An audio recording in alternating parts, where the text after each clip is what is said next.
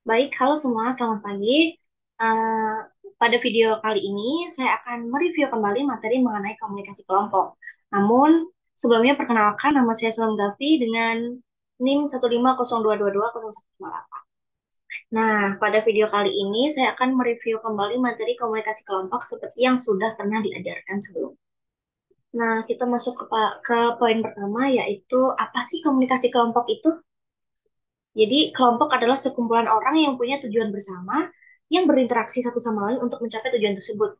Jadi, dapat disimpulkan bahwa komunikasi kelompok adalah komunikasi yang dilakukan oleh beberapa orang dengan jumlah minimal 3 orang atau lebih yang berinteraksi satu sama lain untuk mencapai tujuan bersama, mengenal satu sama lain, dan memandang sebagai bagian dari sebuah kelompok. Nah, dalam setiap kelompok tentu saja kita juga harus memiliki kewajiban nih. Kewajiban yang dimaksud tuh apa saja sih? Nah, dalam sebuah kelompok kita itu harus saling berinteraksi, saling bergantung, memiliki tujuan bersama, dan memiliki aturan bersama. Nah, selanjutnya kita masuk ke manfaat dari komunikasi kelompok. Manfaat dari komunikasi kelompok itu apa saja sih? Nah, yang pertama, kita bisa saling bertukar informasi, dan yang kedua ada menambah pengetahuan. Nah, sebenarnya dua poin pertama ini saling berketergantungan ya, saling relate dengan kehidupan kita ya. Karena jika kita bertukar informasi, tentunya kita akan menambah pengetahuan baru gitu. Dan yang ketiga, kita manfaat dari komunikasi kelompok itu bisa memperteguh atau mengubah sikap dan perilaku secara tidak langsung. Yang keempat, kita bisa mengembangkan kesehatan mental. Dan yang kelima, kita bisa meningkatkan kesadaran kelompok. Nah, selanjutnya kita masuk ke dalam faktor-faktor yang mempengaruhi komunikasi kelompok. Di sini, faktor yang mempengaruhi komunikasi kelompok itu dibagi menjadi dua faktor. Yang pertama, faktor situasional, dan yang kedua, faktor personal. Nah, untuk faktor situasional sendiri ini dibagi menjadi dua lagi, yaitu ukuran dan kepemimpinan kelompok. Dan yang faktor personal dibagi menjadi dua juga, yaitu kebutuhan kebutuhan personal anggota dan peran anggota. Nah, selanjutnya kita masuk di faktor situasional bagian ukuran. Kebanyakan peneliti mengartikan sebuah kelompok kecil memiliki paling tidak 3 dan tidak lebih dari 12 atau 15 anggota. Semakin besar suatu kelompok, maka akan semakin renggang hubungannya. Dari sini saya mengambil contoh antara tim dan kelompok. Tim adalah sebuah jenis kelompok khusus yang dicirikan dengan anggota yang memiliki sumber daya yang berbeda dan rasa melengkapi dan memiliki rasa identitas yang lebih kuat dibandingkan dengan sebuah kelompok. Sedangkan kelompok adalah sekumpulan orang minimal 3 orang atau lebih yang mempunyai tujuan bersama yang berinteraksi satu sama lain untuk mencapai tujuan bersama. Selanjutnya, siapa sih yang menyangka bahwa tim dan kelompok itu adalah hal yang berbeda gitu? Nah, apa sih perbedaan dari tim dan kelompok? Jadi, tim itu terdiri dari orang-orang yang membawa sumber daya yang berbeda dan lebih mengembangkan rasa ketergantungan dan memiliki identitas yang lebih kuat. Nah, tim ini memiliki tujuan yang lebih lebih apa ya, lebih besar, tujuannya ini pasti gitu. Dan komunikasi yang terjadi dalam sebuah tim sudah menyangkut interaksi emosional di antara anggotanya. Dan sedangkan kelompok sendiri dibentuk hanya sebatas untuk tujuan administratif dan komunikasi yang terjadi di dalamnya hanya sebagai mengenai tugas mereka. Contohnya adalah kelompok tugas gitu ya. Kelompok tugas ini dibuat hanya untuk memenuhi tugas saja. Selanjutnya kita masuk di kepemimpinan. Kepemimpinan dalam kelompok memiliki dua fungsi utama. Yang pertama, menjaga kesatuan kelompok, dan yang kedua, mendorong produktivitas kelompok. Nah, kepemimpinan tentu saja juga memiliki jenis-jenisnya dong. Nah, di sini saya menyebutkan ada 3 jenis kepemimpinan. Yang pertama ada otoriter. Apa sih jenis kepemimpinan otoriter itu? Nah, otoriter ini adalah gaya kepemimpinan yang tegas, terutama kepada rekan kerja dan menganggapnya sebagai bawahan. Nah, di mana jenis kepemimpinan yang otoriter ini biasanya kurang disukai oleh masyarakat karena dianggap si atasan ini terlalu menganggap dirinya bahwa dia sebagai atasan gitu. Selanjutnya ada jenis kepemimpinan demokratis. Kepemimpinan demokratis ini adalah pemimpin yang menerapkan gaya kepemimpinan masing-masing sesuai karakter dan juga situasi yang mereka hadapi. Biasanya gaya kepemimpinan demokratis ini cenderung disukai oleh masyarakat karena si pemimpinnya ini bisa menempatkan dirinya gitu ya. Jadi bisa menjadi pimpinan, bisa menjadi teman, dan pokoknya sesuai dengan situasi yang sedang mereka hadapi gitu. Selanjutnya ada jenis kepemimpinan laissez-faire atau membiarkan. di mana pemimpin memberikan kebebasan luas kepada bawahan untuk membuat keputusan, mengatur pekerjaan, dan menjalankan tugas.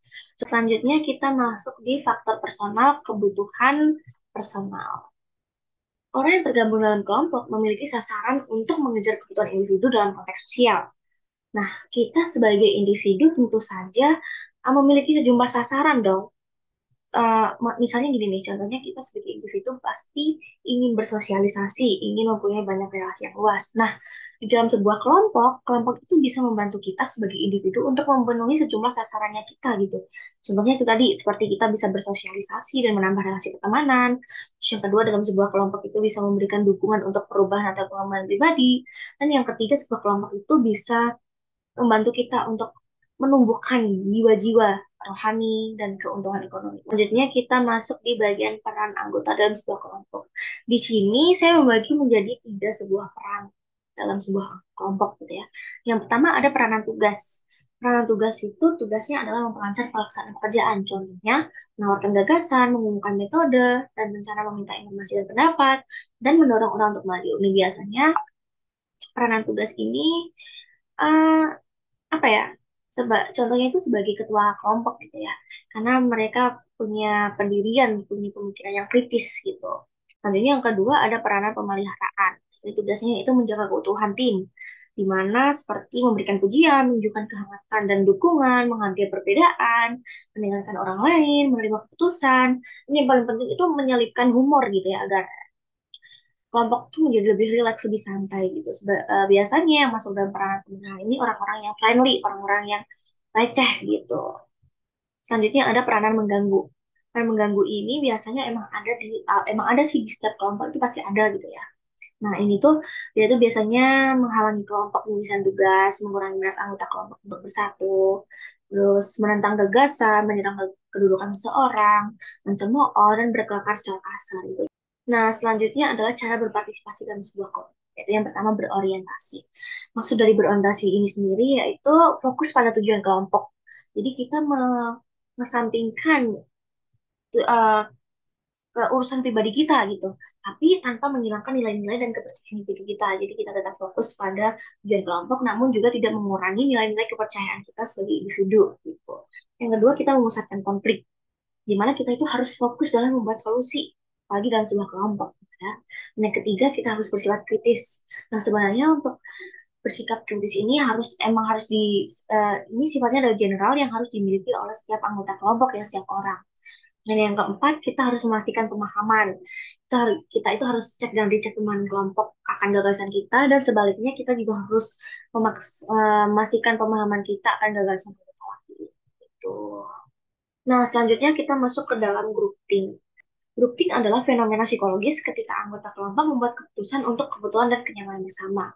Ini juga dilakukan untuk menghindari konflik, menyesuaikan diri, dan meningkatkan kekompakan. Uh, Grouping ini tuh sebenarnya kayak kita tuh cenderung mengesampingkan pikiran yang realistis demi kenyamanan bersama gitu. Jadi ini tuh kayak menunjukkan sifat dan keputusan yang diambil manusia itu dapat dipengaruhi oleh lingkungan kelompok gitu. Jadi kita itu lebih mengedepankan kelompok gitu, kenyamanan bersama dibandingkan kita sendiri gitu. Nah, symptoms of grouping ini atau gejala dari grouping ini sendiri yaitu yang pertama, anggota grup menjunjung tinggi moralitas grup dan mengabaikan masalah etika dan moral yang bertentangan dengan grup. Yang kedua, anggota menjadi close-minded.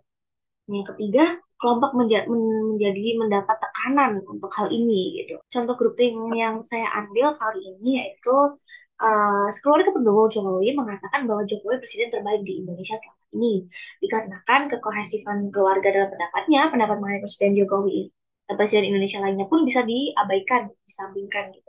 Semakin kohesif grup mereka, maka semakin tertutup mereka dengan pendapat yang berbeda dengan keluarga. Salah satunya adalah Vanguard. Ketika terdapat pendapat mengenai pembahasan perbandingan presiden, anggota kelompok pun mencoba untuk melindungi pendapat serta melibatkan anggota lainnya untuk melindungi pendapatnya. Jadi setiap grouping itu ada minggat yang melindungi kelompok dan informasinya yang bisa menghancurkan bayangan dari kemenangannya gitu. Sekian presentasi dari saya. Mohon maaf apabila ada pertanyaan materi dan salahnya materi yang saya ucapkan. Terima kasih semuanya. Terima kasih sudah berkenan mendengarkan. Dan selamat menjalankan aktivitas.